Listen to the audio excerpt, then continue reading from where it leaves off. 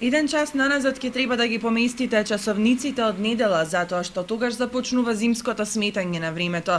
Секогаш зимското сметање почнува последниот викенд во октомври и трае до последниот викенд на март.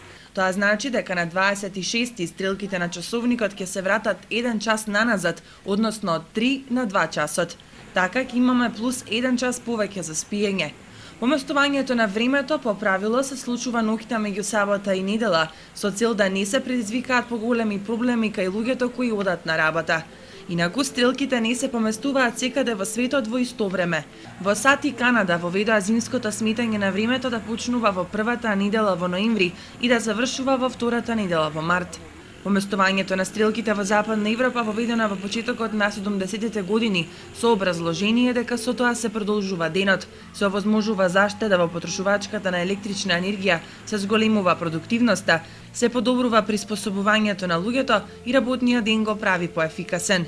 Сепак за оваа појава големи астрономски имиња не даваат позитивна оценка и се против поместувањето на стрелките и вештачкото продолжување на денот, затоа што сметаат дека природата не треба да се мачи, па дури ако се правда со економски